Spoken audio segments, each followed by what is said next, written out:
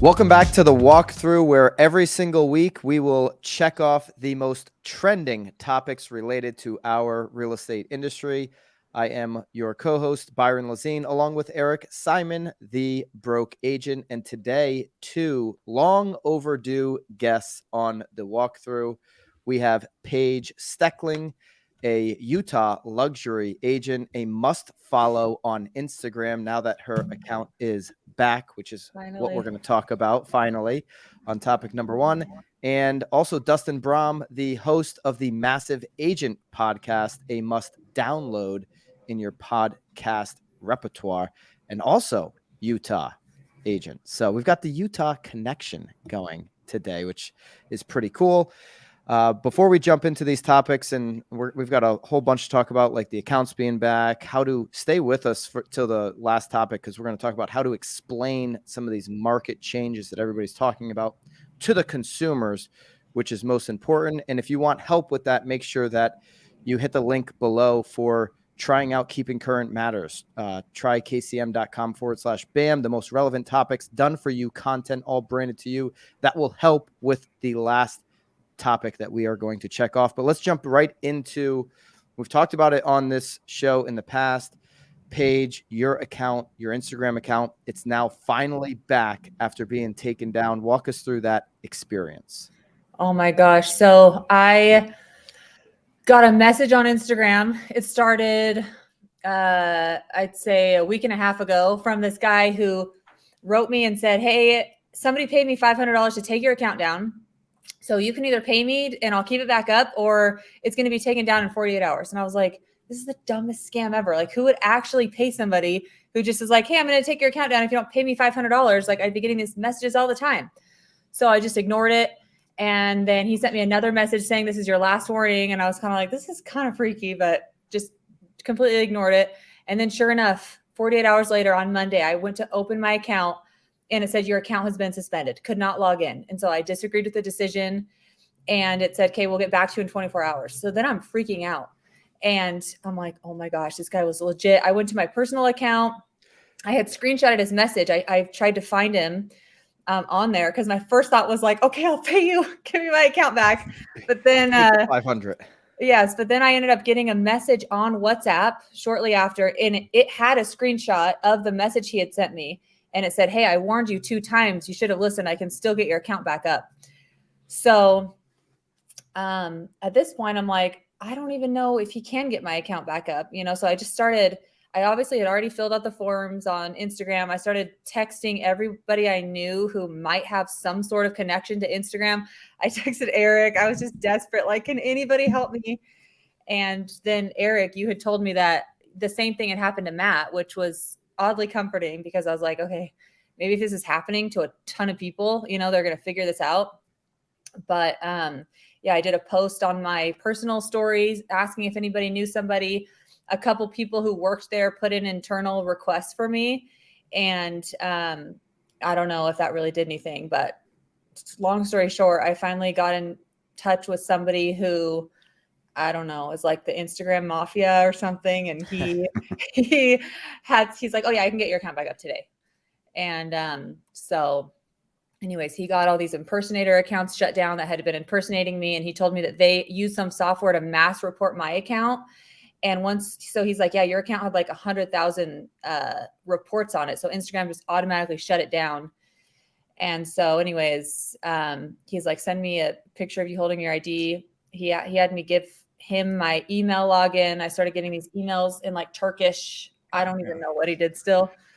But anyways, yeah, he got my account back up. I also, side note, couldn't find my ID that same day. I lost my ID. So I'm just like, what is happening to me today? So I had to use my passport. So it took a couple extra days, but I'm back. Still don't know exactly how he did it, but yeah, Matt went through it the legit way. So when you got that initial DM that's like, hey, your account's about to go down, pay me $500, I'll stop this, like, I guess those warning signals from the scammers, did that show up like in your requests, like those other messages, or did it show up? It didn't show up in your primary or general, right? Because you weren't following this individual. So you went into like No. your requests and saw that. Yeah. So I check my requests every day because I'll get people frequently wanting to buy or sell. So I'm on there constantly checking my requests, and it was just one of them. So yeah, I ignored it, but yeah. I mean, you get a lot of requests for buy or sell. You had said on a TikTok, I believe, that 80% of your business actually comes through the Instagram app in some way. Yeah, now I'd say 80% is. So before I was mainly referrals. So I would be calling people, checking up on them. Now I don't make any calls. I'll call people to say hello or do little gifts, like if somebody had a baby, or, just trying to be a nice person to people and stay in touch with people. But everyone knows what I do for real estate because of my Instagram now. So even my referrals or SOI are pretty much coming from my Instagram. So I was freaking out. It was really scary. A conspiracy theory that we think is possibly the case is that these scammers are also the people that can get your account back. So they might be in cahoots with each other because they know that the user will be freaked out and possibly pay them double what they got for taking it down. So all these people that have a connection in Facebook, I don't understand how these people keep popping up. Everybody knows these types of people and they're all kind of the same. They all have a blue check somehow. They're all like entrepreneurs. It's a very vague type of individual that does this, but they somehow get it done. Paige, the person that got your account back is somebody you've actually personally met. So he was a friend of a friend. And so he had no idea what was happening. Yeah. So my friend put me in touch with him, and then I met him after the fact. So we all went to dinner with like my friend who knows him, her husband, my husband, and him and his girlfriend. So he was super nice, but I still don't quite understand, what the back end. I basically told him like, hey, so do you have somebody at Instagram that you're just like paying on the side? And he was like, well, I can't really say that, but he said that somebody high up was just fired there for taking a ton of money from people to get verified and to help with this kind of stuff. So I'm pretty sure that's what's happening. Yeah, this is a huge scandal. We talked about this on the last walkthrough, that if there's a bunch of Facebook employees taking side money to either get people verified or get their account taken down, it's crazy. Paige, do you have any recommendations for agents to prevent this type of thing? Is there anything that agents can do? So I think if you have accounts impersonating you, I just gave up because they kept popping up. I had like 10 of them eventually. So I'm like, I don't know what to do. Like I would report them once, but I think I heard Taya say this on one of yours, but instead of just reporting it for each account, go in and fill out someone's impersonating me, send them your ID for every single one, because I just kind of stopped. I'm like, I don't have time to do that for every single one, but now I'm going to if it keeps happening. We got to put that link in here, Bobby. Link it up into the pod, because Taya had sent. I don't know if we linked it up last week, but we'll make sure that we do it this week, because that sounds like one of the best measurements what Taya had advised last week, to at least get ahead of this if you do have impersonator accounts. So we'll get that linked up. But then if it does happen, I honestly still don't know. Like, I think Matt even had a connection with somebody high up at Facebook, who was able to help him. But I still don't even know that my account would have been back if I hadn't used this guy. So they really need to figure it out, because it sucks. Like, even now that I have it back. So when my account got shut down, I had reels that were like going, and, a couple of them that were going viral, and my account got back up, but then it's just silent on there, So I haven't posted any new reels yet, but I was getting like 50 to 100 followers a day. And now, all those reels that were out there going viral are just dead. So I'm going to post some new ones. Oh, and also I had like 10 drafts of amazing reels that like I had already made and was going to be posting. They're gone? Oh, no. So I'm just like, I've got to start from scratch there. The drafts do not come back. That is no, they don't. That is back. disappointing. Well, Justin, what's your deal? No duplicates on your account? You're not important enough? No, apparently not. I'm not Paige Steckling, but no, I have a few. I mean, they come and go in waves. It seems like I'll have like 3 or 4 come at a time. I go to fill out the copyright infringement form on Instagram, and which is the one we're referring to that we're gonna link up. Yeah. It's a pain in the ass, but it's fairly quick, and then they get taken down, usually within 24 hours. And then maybe I'll go a week without any new ones. Then all of a sudden this wave of DMs, hey, there's another account pretending to be you. Now it's great for engagement, because I get a ton of messages coming in from people I've never connected with before. So there's the silver lining, but it's a huge pain in the ass. I got a phone call last night while I was playing 9 holes, by the way, Dustin. And it's somebody who that used to work for me. He used to be an employee in the ISA department. I hadn't talked to him in a while. He's like, "Hey, I don't know if that's you messaging me about crypto." I'm like, "Dude, come on, man. Come on." Of course it's not me, but I appreciate the call. I got duped by one of yours. They followed me on my personal account. Yeah, you said you were duped, Paige. How could you be duped? I don't know. It had just happened to me too. I'm an idiot. Come on. But yeah, he was like, "Hello." I was like, "Hey, is this really you?" And then I don't know. I'm so dumb, honestly. But yeah, I quickly realized it wasn't. But it looked the exact same. I actually looked at the name, and I don't even know it was different. But mine is just so they did 2 L's. So if you Lazine 2 L's, you can't really see it. Nobody's looking that closely, and so the picture's the same. The posts are the same, although the views are, obviously way down because they're just ripping the videos. But people aren't going to look with a fine-tooth comb every single time. So, and Byron, in my defense, sorry, go ahead. I was just going to say real quick before we move topics, Matt Leonetti is back as of today. So all is right with the world for the real estate industry. So welcome back, Matt Leonetti. Everybody go back to his account, start engaging with his content again.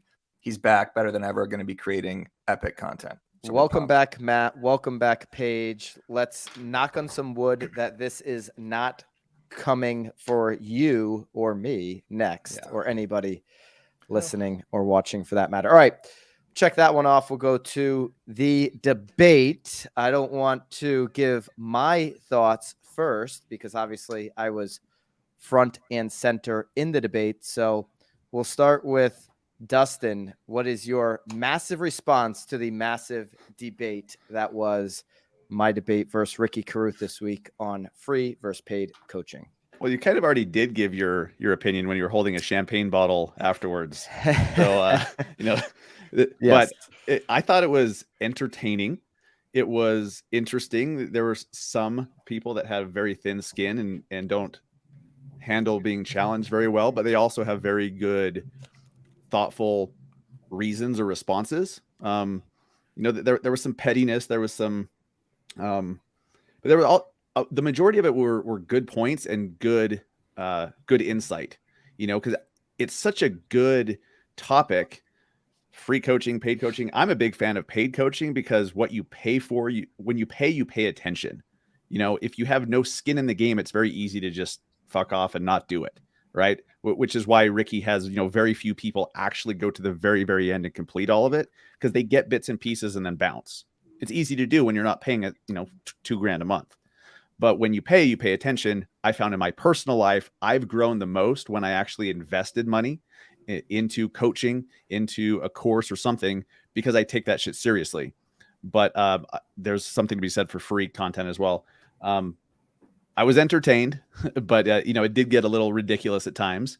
And into the ridiculous at times. Was it me? Was it Ricky? Don't feel like you. It was both. On this back. So yeah, don't hold back. Give it real. Yeah, it was both. I mean, there were a few times that you were trying to push the issue with his followers, that he had purchased. I was actually kind of impressed. He's like, yep, I about have my followers. I wasn't expecting that, but I kind of respect it. Like he owned it. And, I could tell you were prodding. You're prodding a bit. You wanted to push the issue, and he just wasn't having it, which was kind of funny. And I'll respond to that when it's my turn. But what are any other pettiness from me or Ricky? I'd love to hear about it. No, nothing that jumps out. I mean, there was just some thin-skinnedness going on mostly from Ricky. He doesn't like being challenged, and that's fine. Whatever. I respect the hell out of the guy because he's done some great stuff, but he just doesn't tolerate being challenged. Whatever. Paige, your feedback on the debate. Well, I actually just signed up with Tom Ferry for the first time at the beginning of this year, 2022. And it's been amazing for me. Like since my business has grown, I needed somebody to just sit down and say, hey, let's write everything down. Let's get it into a system, your buyer processes from start to finish, your seller processes from start to finish, so that you can hand it off and start, delegating more work, and you're not running around doing every single thing. So we have a dedicated time every single week. She's invested in me. It makes me sit down, so I think it's great. And I think, there's no free lunch. Nothing's really free. They're always, getting something from you essentially. So yeah, As they should. I've loved it. Yeah. So page coaching's been great for me. Will you be attending the Tom Ferry Summit in August? If I can make it work, yeah. I don't have tickets You yet. have to. We're throwing an epic party that Tuesday. Anybody can get the cheapest tickets with our link. So link that up here in the pod. We're all going to be there. Paige, if you're going to be there, we're definitely doing a podcast together. We've got a BAM event. We've got a whole bunch of stuff that everybody needs to stay tuned into. So Paige, any specific feedback on what you saw from the debate? I've got your point. You're into paid coaching. It's working for you so far. Any specific feedback? I just think you won. By the end, I was like, Byron won. He's the winner. All right. Can I get my thoughts, Byron? Yes, Eric, your thoughts, and then I'm gonna give my recap. I'll make it quick. I'm just looking at this from a content perspective. Massive success is our first BAM event. We had 130, 140 live viewers on the YouTube throughout the entire 45 minutes, which was fantastic. It's really hard to actually get people to a different platform. This was not on Instagram Live. Yeah, Josh Ruin was upset that it wasn't on Instagram Live. He's like, I'm not going to YouTube. So I think we lost some live viewers, and now the views are obviously even higher. But 3,000. I mean, the thing has 3,000 views and a day basically right now, and 70 plus comments. But the chats throughout were really entertaining as well. So it was a very active chat. People were chirping back and forth, taking different sides, asking questions. So from a content perspective, I loved it. And I think this is the beginning of our ability to host debates in the future. We want to do, Luca, actually, agents mentioned this to me. We want to do, EXP versus Real. We want to do Berkshire Hathaway versus Sotheby's or something like that. I don't even know if they're comparable. I don't think they have a rivalry, Eric. All right, whatever, Byron. I'm just trying to make a point here, Yeah.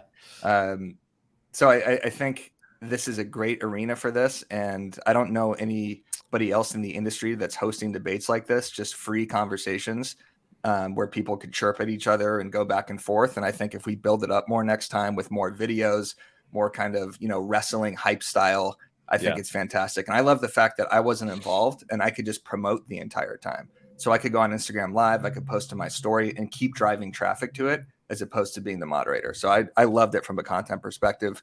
Huge success. All right. I'll give my full recap, my full debrief, which I haven't done. So this is the first time I've done that other than the champagne celebration because I had a self-proclaimed victory after the fact. What I did like about this is the fact that, Ricky was willing to get on that platform and be challenged. I don't believe enough people in this industry are willing to be uncomfortable and have the full long form conversation like that. So I do hope, Eric, to your point, that we'll see more of this format. Some people really confused me in the comments, like, hey, Byron, you were really in attack mode. You were trying to take him down. When I'm in a debate, I'm absolutely going to try to take you down. That's the point. I'm going to try to win the debate.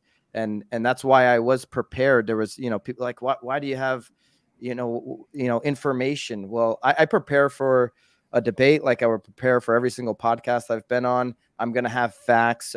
People didn't like that I had facts. I was a little shocked by that, but I had some major misses. And then I want to get to Dustin's pettiness on the followers. That's actually my first big miss that I think I hadn't. Dustin, I think I didn't dig in deep enough actually when he admitted to buying fake followers. So, you can go on Social Blade, anybody can do it and look up how many fake followers Ricky's actually bought. So he said out of his 225,000 Instagram followers that he's bought about 100,000. It's closer to 200,000, by the way. If you want the real numbers, just go on Social Blade yourself and look it up. And I should have dug deeper. So I hear what you're saying. Hey, that sounds petty, but it's also a fact. It's a fact that he admitted to. And if you're willing to trick somebody up front by building this fake following, but then saying, I'm here to save you with my free coaching. Come over here to the safe zone. I'm going to save you. I'm your savior in real estate. It's all free.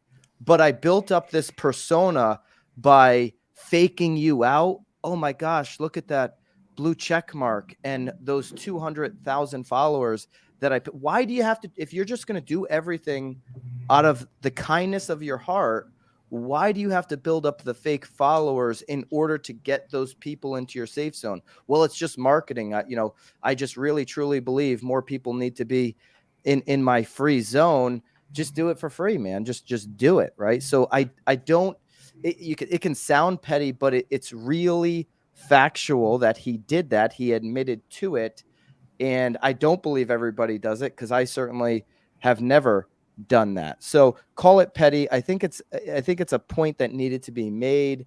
And I think it's tricking people up front, because a lot of people, listen, Paige, when we're talking about the imposter accounts earlier, I mean, people are getting tricked by imposter accounts. So you don't think people are tricked by the fact that, are all 200,000 legit or not legit? Right. Yeah. Yeah.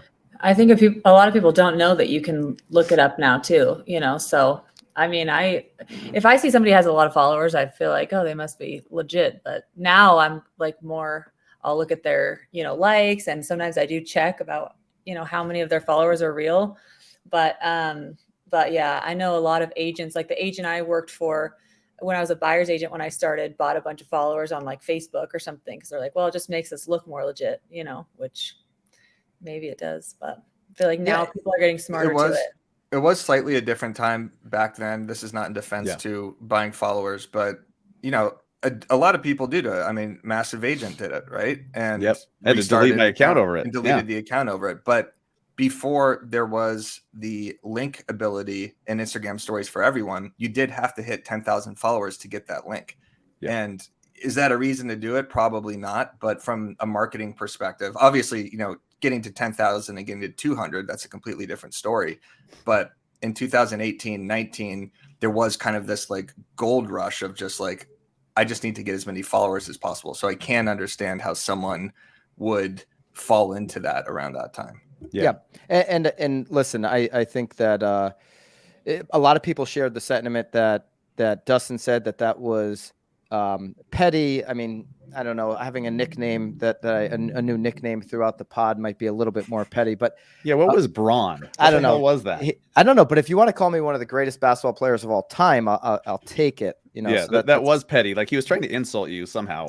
I don't really understand that. Another big miss that I had was he mentioned that, okay, well, I just started my team and I've been forced to be a single agent because agents, if I started a team back then, they would steal all my information and go use it against me. He literally said that, and I didn't jump in and harp on that. I should have cut him right off and said, well, if you're worried about agents in your market stealing information from you, why all of a sudden is it okay to give it all away for free?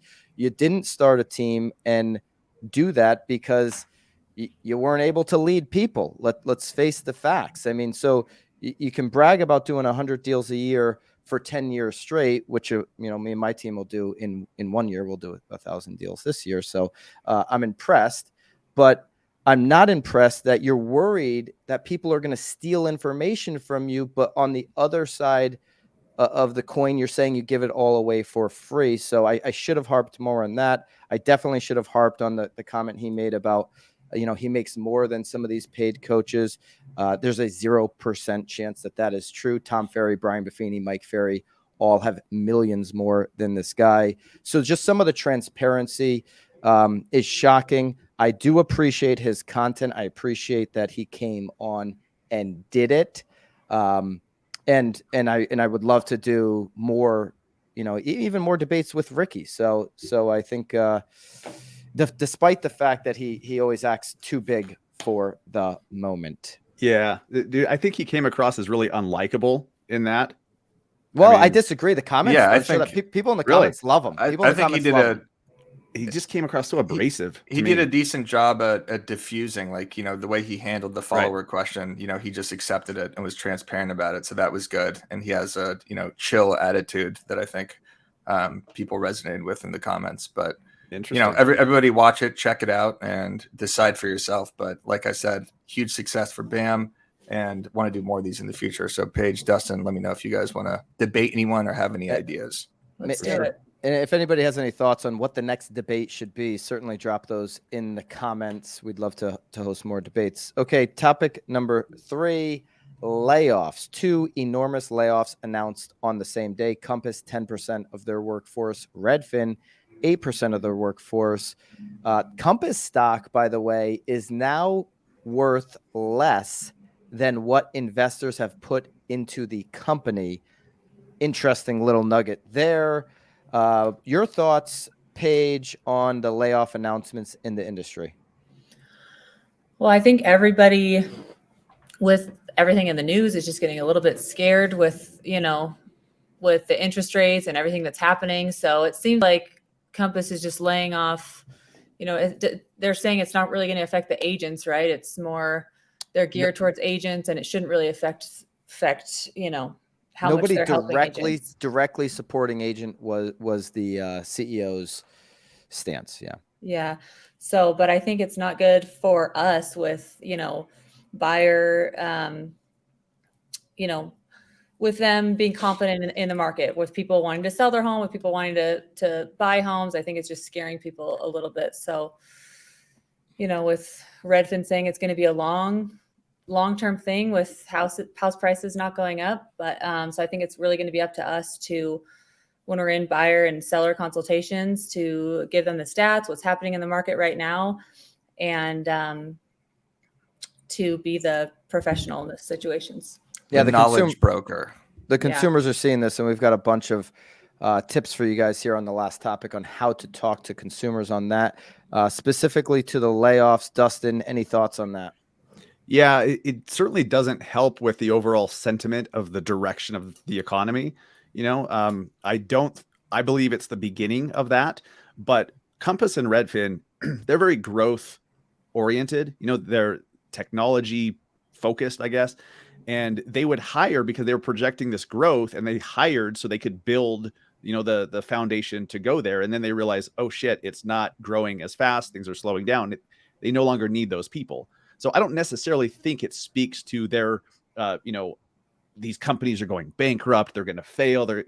I don't think that's the case. They're growing slower and don't need those people anymore. I think that's totally reasonable. And maybe they're the smart ones by doing it now. Time will tell. But it's not as simple as Compass laid off, 400 and something people, so they're going down. It's not that simple.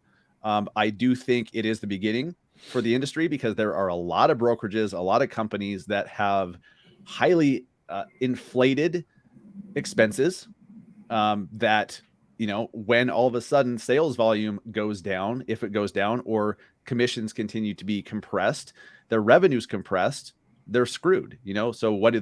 They're going to have to lay off people. They're going to have to close offices and all of that. So I do believe we're at the beginning of that process, and we'll see how it plays out. A couple thoughts that I have is I would not be shocked if one of these two companies was sold this year.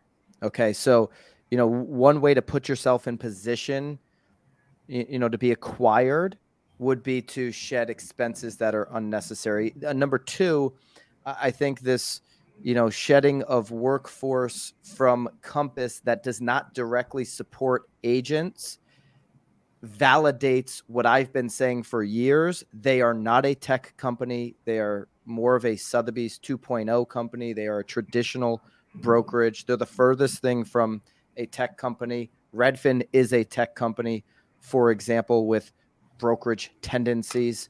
But I think this validates, because if they're laying people off that are not directly supporting the agent, what does that mean? They're laying off their tech people, their developers, is what I would guess, and kind of validates that.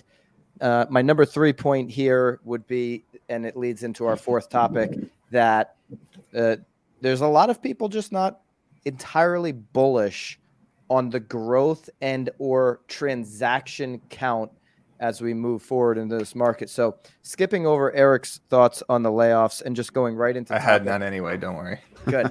Topic number 4, how do we explain this to the consumer? There is a lot of confusion out there if you're just seeing headlines from the perspective of a home shopper, an active buyer, a home owner, or a seller. Dustin, what do agents need to do to be equipped to have educated conversations? They need to understand who the hell they're talking to. I see it's probably one of my biggest pet peeves to see agents take a headline and just share it. And they don't know what the fuck it means themselves. Like, they don't know what the Fed raising the federal funds rate even means. And you expect the consumer who's not sophisticated in this world to know what the fuck that means. And it doesn't mean the mortgage interest rate goes up because they're not directly tied, but yeah. No, they're not directly tied. So I think the agents who are able right now, when there's so much gobbledygook that makes no sense, consumers are confused as hell, agents are confused as hell. Those agents that can kind of, stand up and say, hey, here's what it means to you. If you are planning on selling a house this year, listen up. Here's what it means. The interest rates will keep going up until inflation is stopped. The way they stop it is they raise the shit out of the interest rates. So people need to explain why it's happening and how long we think that'll go for. I think interest rates are going to continue going up for, 6 months or so, because inflation's still crazy. So Dustin, your advice is to break the content down and say, if you're planning on keeping your home, this is what the headlines mean. If you're planning on selling your home, this is what it means. If you're planning on buying a home or window shopping, here's the 4 categories. Where do you fit in? And this is what this information means for you. Yeah. You have to remember, as an agent, who you're speaking to. You are speaking to non-agents. They are not in this industry. If they were, they'd understand the shit. They don't. So if they're buying a home, what does waiting mean to them in a rising interest rate environment? Tell them exactly, tangibly, if you are qualified for a $500,000 house and rates go to this then that means you're qualified for this. And here's your mortgage payment. And anybody that's seen like a YouTube pre-roll ad where people say homeowners in Naples, Florida, in Utah, homeowners in Utah, wherever, right? That headline is probably something I'm using in my content, whether it's homeowners, home shoppers, home buyers, to explain this page. How are you explaining to consumers these changes and shifts? For my buyers, I'm saying, hey, a shifting market means opportunity for you. Like, yeah, the interest rates are a little bit higher. Your payment's going to be a little bit higher, but if you can get into something you can afford your monthly payment. There's a lot of people holding their breath and pulling back right now. That gives you more of an opportunity to get in and, negotiate, have less skin in the game, get a due diligence period. It's opportunity for buyers. And then for sellers, if you need to sell your house, you just need to hire a good agent who understands marketing, who knows what they're doing, who knows how to put in the work to get your home sold and still get it sold for top dollar, and price it strategically, show them the stats. And we may not be able to list it, above thousands of dollars above what the last comp was. But really just explaining to them, building confidence where the market is at, letting them know, the days of 8 escalation clauses and, a 5-month free lease back are over, but you can still get your home sold and make a lot of money with the right agent who knows what they're doing. Isn't this a good time for agents, like content wise? Also, I've said this on the last couple of walkthroughs, but we've all been creating content about how crazy the market is and how it's a seller's market. And now agents get to actually have a different narrative and educate people. And I feel like a lot of people are now focusing still on the real estate industry, because what's happening to crypto? It's crashing. What's happening to stocks? They're crashing. What's happening to your actual money with inflation? It's being depleted. It's getting destroyed. So real estate is still one of the best investments, if not the best, to actually park your money. It's a real thing.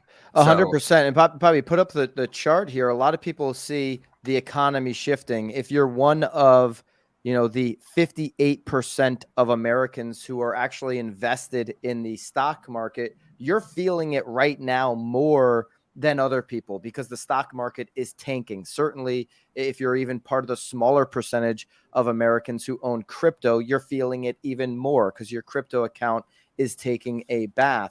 But we've heard the question before, and I've seen the comments. Well, should I sell then? Should I sell my house? And it's up to us, like Dustin said, to be very specific. Homeowners in my community, if you're worried about the value of your house and you're thinking about selling, let me be a little bit different here from everybody else. Don't sell. 4 out of the last 6 recessions, which is really ultimately what we're probably going into to fight inflation. We may have to dip into a recession as an economy. Well, 4 out of the last 6 recessions, as shown here in this KCM chart, home values actually went up. So let me be a little bit different than everybody else is saying, oh, sure, sell, sure, sell. I'm going to be the agent that maybe says, no, hold, preserve your wealth. Your home value's about to go up. What I actually believe will happen, and this is something that I think is very important for both home buyers and sellers to understand, is that there's going to be, we're already seeing the trend this year, there's going to be less transactions because investors, while they haven't slowed down, you do have less actual home buyers for single family homes in the marketplace because less people can qualify with the high interest rates, all of this. So you're going to have less total transactions. I think home affordability is going to get worse, not better. People are thinking shifting market, recession, less homes are selling must mean crash. I'm going to get it for a discount. No, you're not going to get it for a discount. I don't believe that at all. The data doesn't back it up. The inventory right now doesn't back it up. And the amount of people that can actually qualify don't back it up. So, if you're a buyer, that means, geez, do I wait for what Dustin thinks could happen and for these interest rates to maybe go, he didn't put a number on it, but I'll put a number, maybe 7%. Or if the right house presents itself and I have a need to be in this location for 5 to 7 years, do I go ahead and buy now? A lot of this advice that we're giving is or should be, very specific to the individual. And so if you're doing a flip right now, you're going to try to live in for a year, I don't think I'd be advising you to go ahead and buy. But if you've got a need to buy a home, it's the right home. It's a perfect location. It's a location you love. It's something that you see into the future for. I think 6% sounds better than 7%. There's always a chance to refi into the future. And these values aren't going to crash. So I'd still buy. Everyone that bought in December, when people were laughing, where the trolls on TikTok were like, oh, just wait for the crash, they're pretty happy. They're locked into 3%. And they're locked into a pretty good value. So I agree. Let's make the advice, the consulting, the information very specific. Keeping current matters helps you do that. Go to trykcm.com/BAM or hit the link below. Final thoughts, Paige. Final thoughts on anything. You can just say that I won the debate again. Just say you that. won the debate. I think you. it's, again, important for us, especially now, to manage expectations with sellers and buyers and educate them on the stats, what's actually going on right now. And, help them to not feel like the sky is falling, like all of the news outlets would make them believe. When will you release your next viral Instagram reel? It's coming. Now I've got to make a bunch of new ones because they're all gone, but they're coming this week. Make sure you're following Paige. What's the full handle? Utah Real Estate Page. Utah Real Estate Page. It's a very clever page. I see what you did there with the page. Yeah. Dustin, final thoughts? Yeah, I have 2. So for a piece of content as a way to communicate to consumers what the hell's happening right now, I saw a lender share this on Facebook, and they explained how even though rates are going up, rates are a hell of a lot higher than we want. Like, I just Googled mortgage rates. The average 30-year fixed as of 2 days ago is 7.04 nationally. And you can lock in lower than that because you can. Okay. Yeah, they're creeping up, right? People get so fixated on the rate. So this lender was explaining, look, you are buying the house and you are renting the rate. Yes. You can always refinance later on when and if rates do come down. You get more equity. You can always refinance later. So you're not buying the rate, you're renting it. I thought that was great perspective. Go ahead. Another great piece of content, because you mentioned, I just Googled, hey, everybody Googling the rate, here's what it says. If you're at this credit score, here's what it will actually be here, local lend, whatever the story may be, because the rate on Google typically will be a lot higher than what, an actual home buyer can qualify for. There's ways to buy down the rate. There's a lot of good information that home buyers need right now. Eric, For sure. anything from you? Yeah, I actually do have something, Byron. Okay. I am glad Paige is back on Instagram. I am glad Matt is back on Instagram.